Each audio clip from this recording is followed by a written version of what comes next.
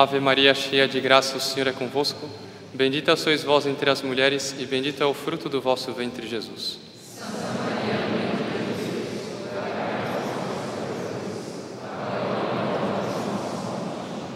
Podem sentar-se, por favor.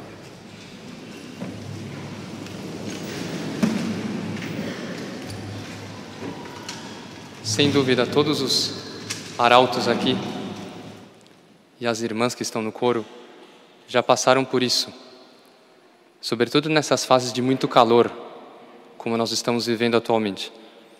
As pessoas chegarem e perguntar: você não sente calor com essa roupa, não? Com o hábito nosso. Acho que todo mundo já passou isso na cabeça. E é compreensível a pergunta. Quando os arautos são muito jovens, acham que isso é uma provocação. Pode ser que em alguns momentos até seja, mas na maioria das vezes não é. É uma surpresa mesmo. Como é que pode, num calor desses, eles estarem usando uma roupa tão quente? É óbvio que sentimos calor. É claro que sentimos. Mas é que há 100 anos atrás, ninguém faria essa pergunta. Ninguém perguntaria, porque todo mundo entenderia por que usam uma roupa tão quente. Só que nós estamos numa época em que tudo é fácil. Então, para vir para cá, todo mundo entrou num carro ou numa moto. Se nós temos que fazer uma viagem, tem um avião que vai reduzir uma viagem por 100 ou por 1000. Se nós queremos mandar uma mensagem, não é mais carta como antigamente. Imagina a insegurança de mandar uma carta para um filho que está longe. É saber se ele vai ver, se ele não vai ver. Demorava um mês para receber uma resposta. Hoje em dia não, hoje em dia é uma chamada, vê a fisionomia dele, dá para mandar um áudio a qualquer momento. O padre, os leitores aqui para falar, tem um microfone. Antigamente o padre tinha que treinar até o volume da voz dele, era uma pregação assim solene. Hoje em dia essa preocupação não há mais. Muitos vão sair daqui do calor, vão entrar em carros que têm ar-condicionado. Pensar em ar-condicionado alguns anos atrás, ninguém imaginava nisso. Água gelada, todo mundo vai tomar uma água gelada, uma bebida gelada. O mundo nos encheu de confortos.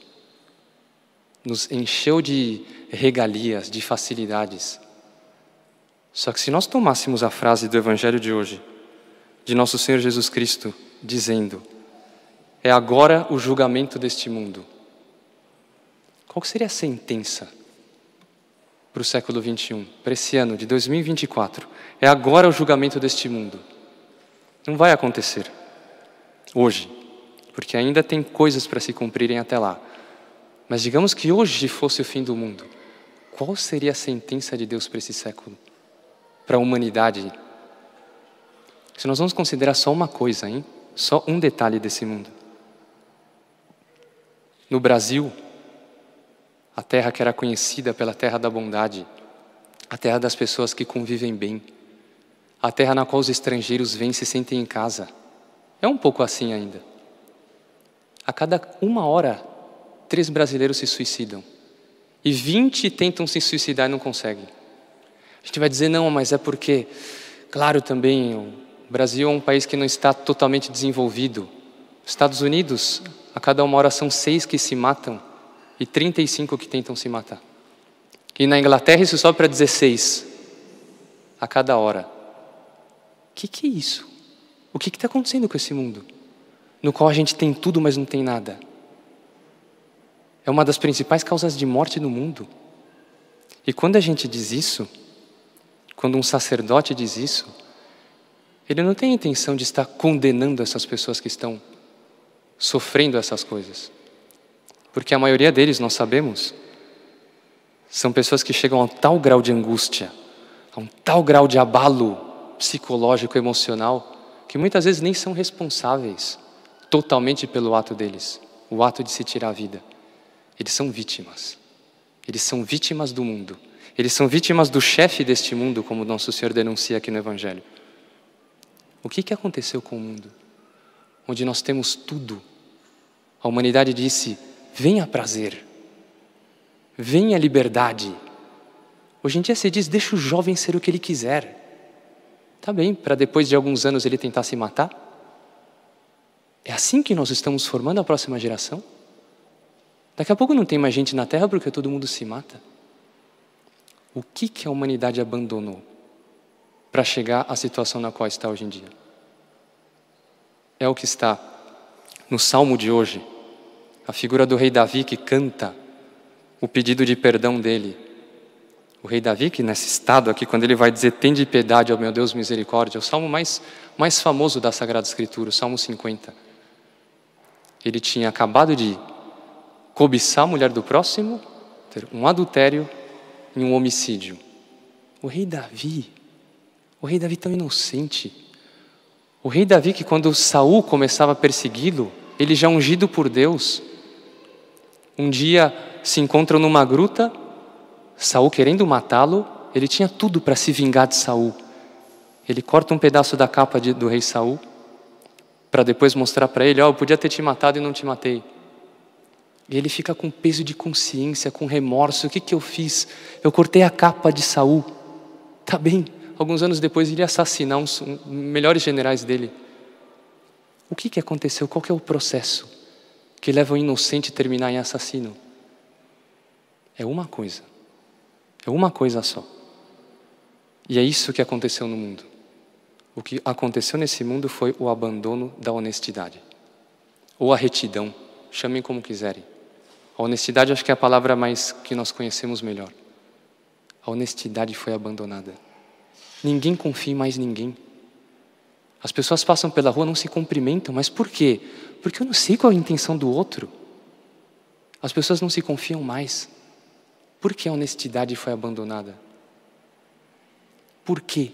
Porque se trocaram os valores. E por isso que as pessoas perguntam, você não sente calor com essa roupa? Claro que sentimos, mas o calor é um valor que está em 10º lugar ou 100º na ordem das coisas. Pergunta para um médico que vai fazer plantão de madrugada se ele não tem sono. É óbvio que ele tem sono, mas o sono é um valor que está não sei em que lugar em comparação com a vida do paciente que ele vai salvar.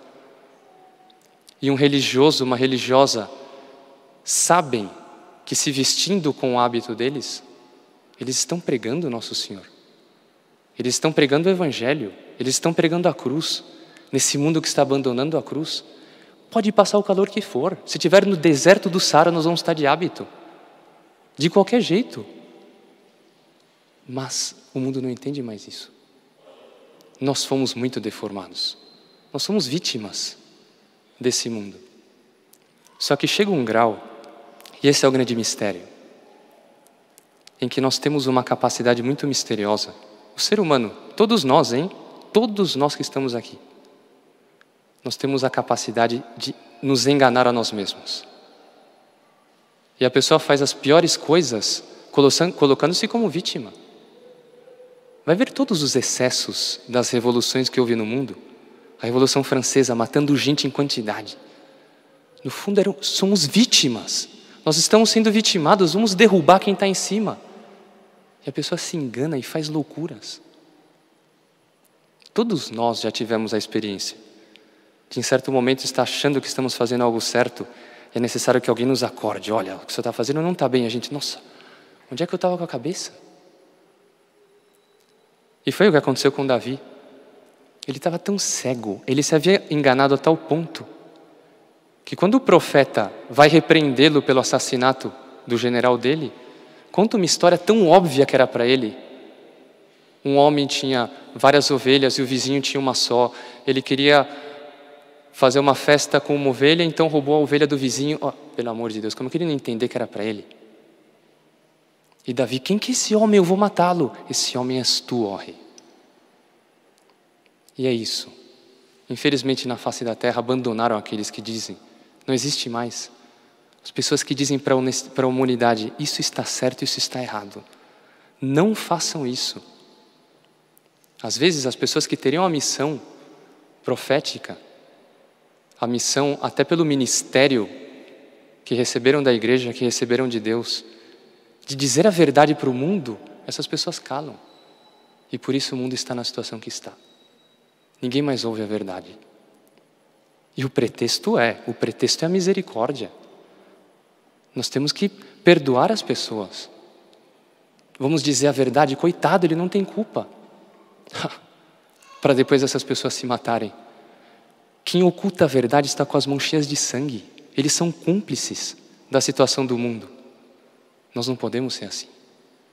Nós não podemos fazer parte disso. Mas a missão de dizer a verdade não é só dizer isso pode, isso não pode, isso é pecado, isso não é pecado, isso também faz parte. Ensinar para as pessoas onde está a verdadeira felicidade. Mas é também dizer, olha, o que Deus exige não é que nós não erremos nunca, hein? Deus nunca exigiu isso. Não é nunca errar. Não é que as pessoas que estão aqui na igreja têm que ser pessoas que nunca pecam, que nunca cometem um erro. Não é isso que Deus exige. O que Deus exige é que quando eu errei, eu tenho a atitude de Davi. Eu reconheço. Vamos pregar, tem um Redentor, tem uma pessoa que morreu na cruz por nós. Ele vai perdoar sempre. Tem um confessionário, onde o padre está ali para perdoar qualquer coisa. E quanto mais honesta a pessoa for, mais aquele perdão desce e transforma a alma e dá aquela verdadeira paz de consciência. Porque a angústia nós vamos passar. Nós vamos passar por situações extremas. Nosso Senhor passou. Está descrito por São Paulo aqui na carta aos Hebreus, que Nosso Senhor sofreu, que Ele teve forte clamor e lágrimas. Nosso Senhor chorou de angústia. É uma descrição do Horto das Oliveiras. Clamor significa falar em voz alta. Isso não está nos evangelhos, mas está na carta de São Paulo. Imagine a angústia pela qual passou o homem-Deus. E no evangelho de hoje, Nosso Senhor diz de si mesmo, agora sinto-me angustiado. Todos nós temos momentos assim. Qual que é a diferença? A diferença é que nós temos fé. A diferença é que nessas horas nós sabemos que nós não estamos abandonados. A diferença é que nós sabemos que, como diz aqui Nosso Senhor, onde eu estiver, aí estará o meu servo. Nessas horas da angústia, nessas horas em que eu caio diante da realidade, essa mentira de que tudo é fácil na vida, em que eu posso ser o que for, que tudo vai dar certo, em certo momento eu percebo que isso não é assim. E a pessoa vai abaixo. Nessa hora eu me agarro. Não. Eu não vou me destruir. Eu não vou me desesperar. Eu tenho a Deus. Eu tenho Nossa Senhora. Eu tenho essa mãe, que é incondicional. Mas padre, eu errei pior que Davi. Eu fui mais baixo que Davi. Tende piedade, ó meu Deus, misericórdia. Lavai-me todo inteiro do pecado. Não tem condições o perdão, hein? Entrando no confessionário, dizendo o que for, tudo é perdoado. E aquela paz de consciência autêntica inunda a alma da pessoa.